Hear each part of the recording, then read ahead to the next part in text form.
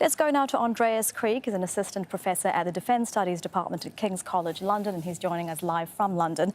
Mr. Krieg, always good to have you with us on Al Jazeera. Why is the British government trying to take this step now? Hi. I think it's to do a lot with pressure coming from Washington, realignment with British policies, and the US's more countering and more aggressive move and policies towards containing Iran in the region. I think it has to be seen within that light. But the debate has been going on for a long time in the UK and across the Western world of what we're going to do with Hezbollah. And I think now they've taken the step of saying we're going to classify the entire organization, political and military, as a terrorist organization, which I don't think is always a very productive way forward. And will it get approval from the British Parliament, do you think?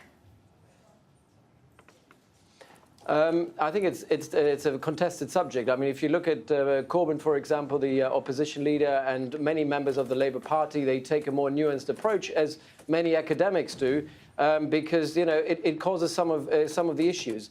I mean, you're a bit between a rock and a hard place here, because on the one hand, Hezbollah is a destabilizing factor in the region when you look at how they're exporting their operations across Syria, Iraq, and potentially also Yemen, and obviously Lebanon as well.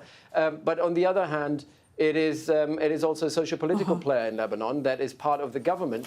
That obviously, if you are trying to target just the military wing, you will not be able to affect their political wing. And if it comes to countering finances, the issue with Hezbollah is obviously that it has so many multiple streams of income that if you sanction it in the West and you make sure that Western money doesn't go from Western countries to Hezbollah in Lebanon, it doesn't necessarily undermine the financial situation of the organization, because it is a hybrid organization that, as a socio-political actor, is controlling territory, controlling people, controlling infrastructure, is almost a state within the state that can raise money. And on the other hand, obviously, it has Iran as a massive backer. So it is a difficult situation to deal with. And some would even say controlling the government. I mean, given everything you've said, how workable would this British ban be? What would it mean for Britain's relationship with Lebanon, given Hezbollah has 13 MPs in the Lebanese parliament? It's a key player.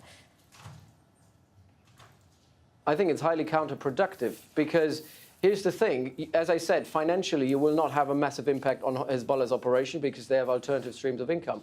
If you want to work with the organization, and I think this is the reason why the UK government in the past has taken a nuanced approach of saying, well, it is a hybrid organization, but we're only having a problem with the military wing, but we continue engaging with the political one. It gave a lot of wiggle room and room for maneuver for the British government to actually deal with this socio-political player, which is part of the Lebanese government. Now, doing this and framing designating this entire organization as a terrorist organization means that you have no wiggle room, no room to maneuver in actually engaging with Hezbollah, which is a very important player. And you have only coercion and only hawkish approaches to the organization, which I think in the long run will be counterproductive, because Hezbollah is where they are. They are where they are. They are deeply embedded in the social fabric of Lebanon as well. And I think that you're taking away some of the levers of power that you could have used in the past by merely saying we're no longer dealing with it, we're taking a coercive stand here. And I think that is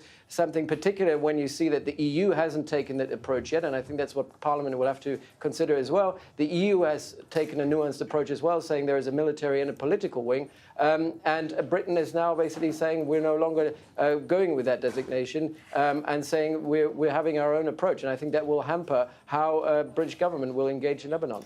Mr. Krieg, thank you as always for your time and your expertise. That is Andreas Krieg live in London. Thank you.